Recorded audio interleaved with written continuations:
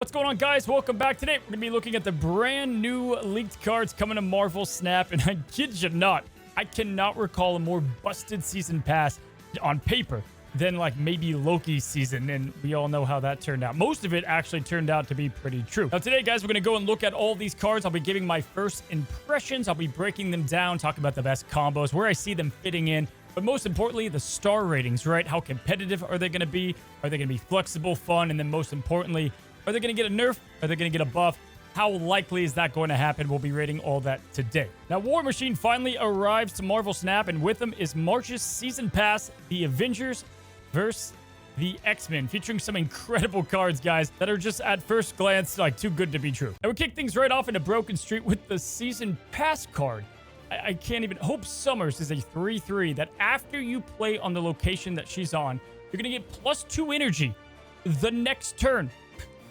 What? Now, before we get to the combos and where I see you're fitting in, because there's a lot to break down, let's start with the star rating, assuming she comes out as this. Now, without a question, she is a 5-star on the competitive track. I mean, she could be used with so many powerful decks right now.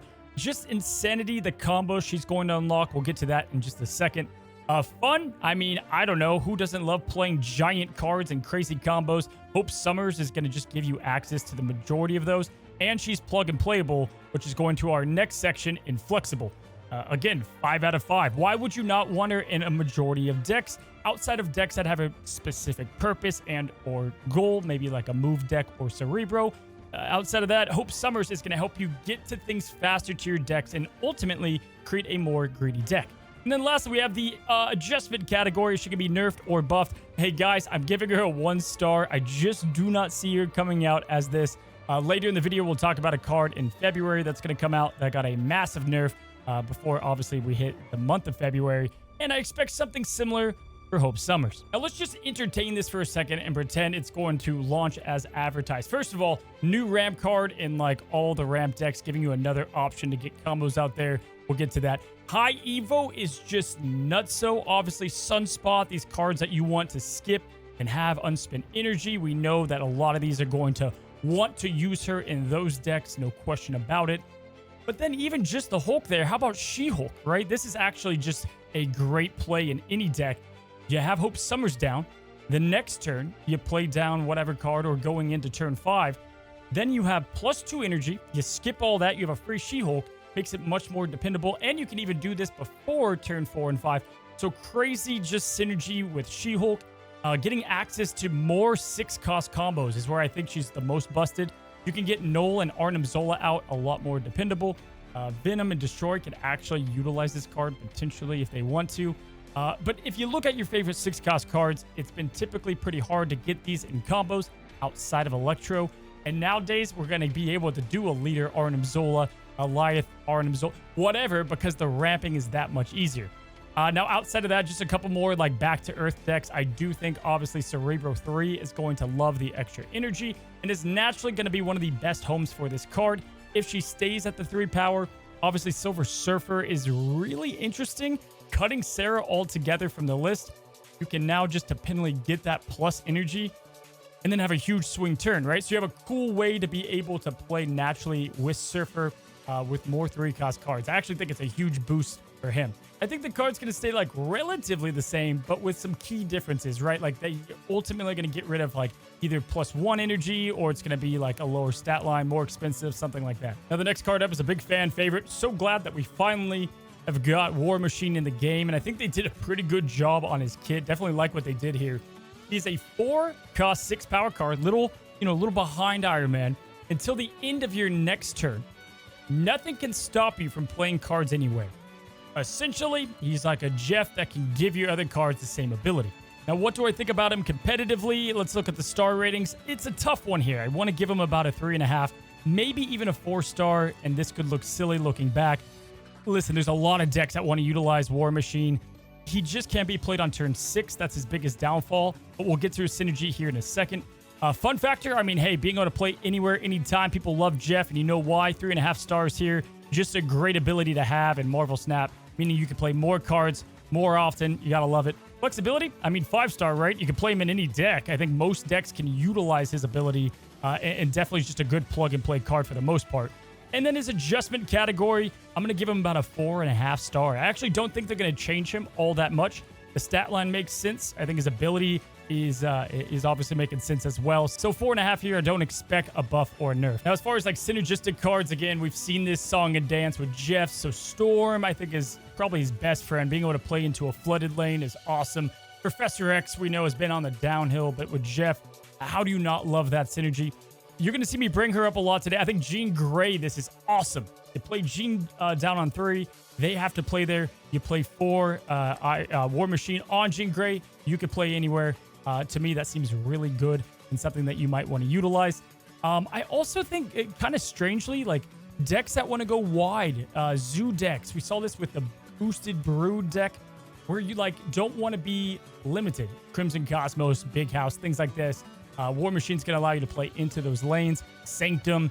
It allows decks that really haven't had a way to get into closed off locations as their biggest weakness. That ability, which makes them good. And I need all of you to stop what you're doing and listen.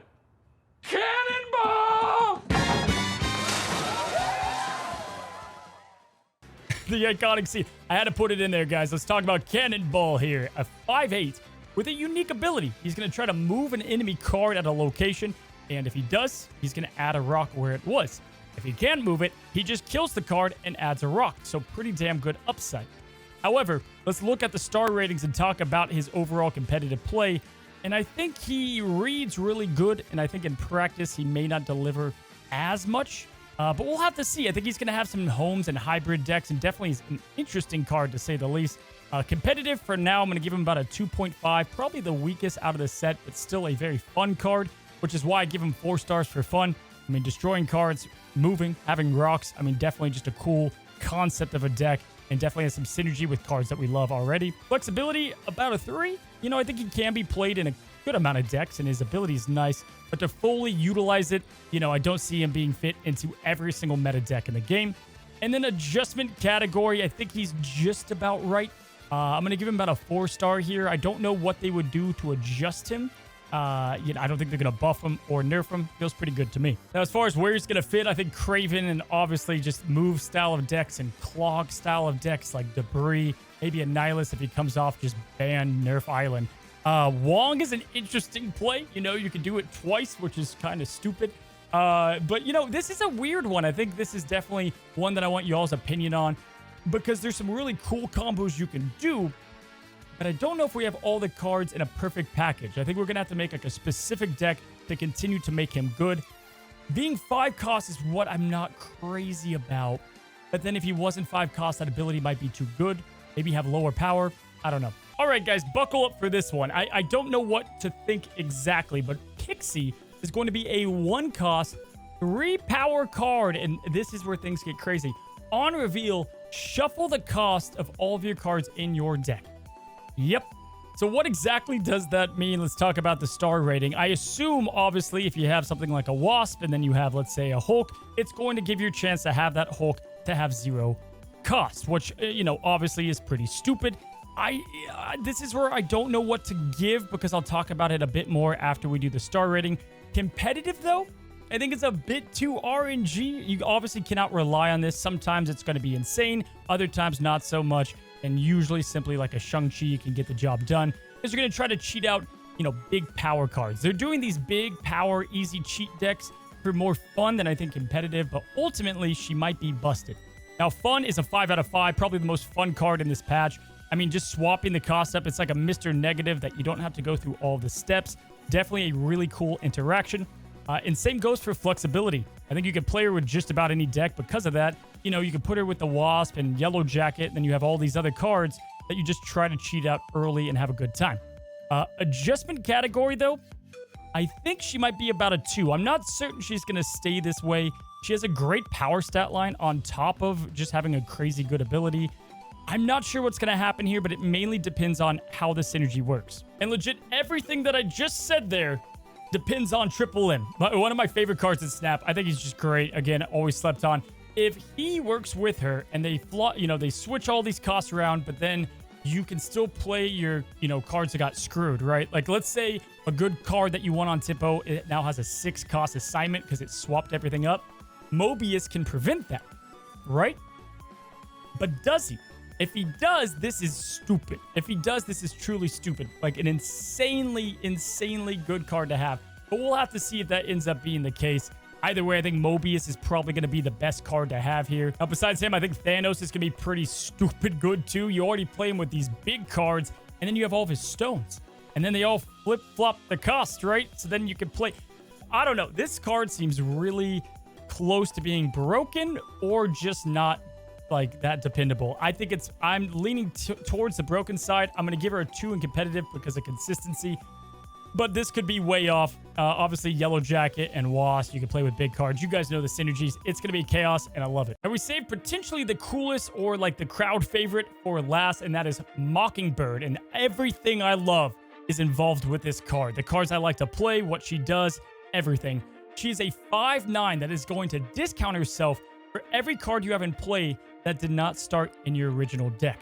Let's break her down. Now, first of all, guys, star rating, I'm giving Mockingbird like a 5-star. 4.5, 5-star. Doesn't really matter. She is going to be insanely good because of having the ability to get that cost down so dependably and so easily compared to something like Scar, which is a 6 cost 11.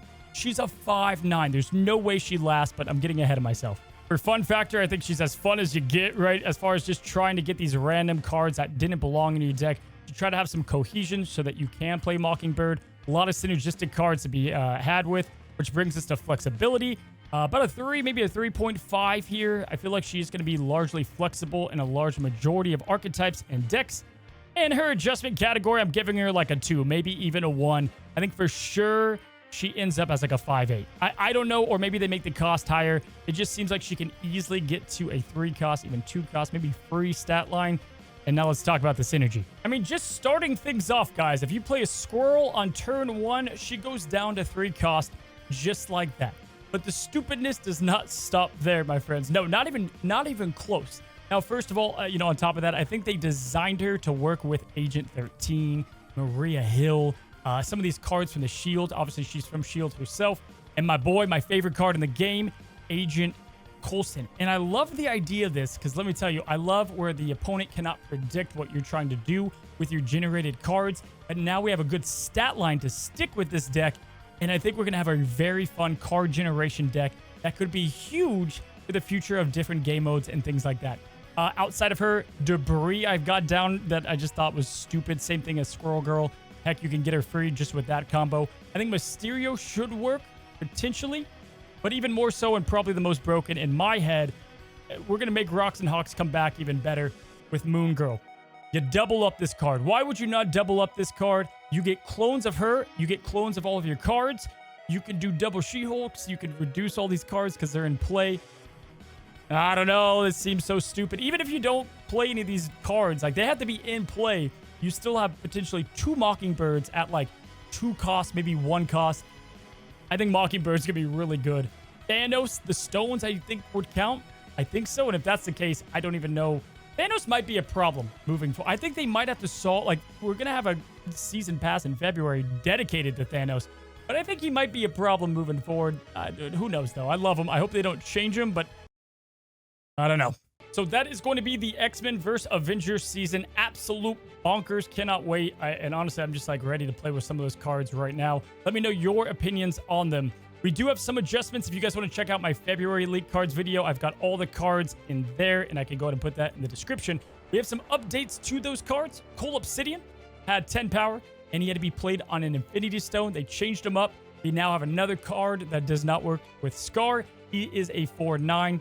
Not a bad stat line. I think he's actually a really good just value card. Why play Crossbones at this point? You could put him on any 1-cost card.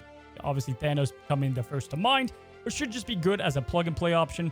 And then this is where things are funny. Super Giant was the most busted card probably we've seen in a minute as well.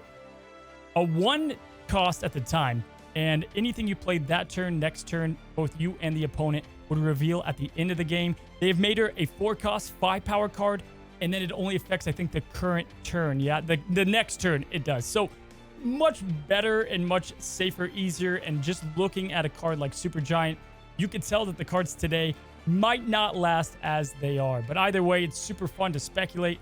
take a look at them, and overall, just a good time. Hopefully, you guys enjoyed these leaked patch card videos, and until the next one, happy snapping.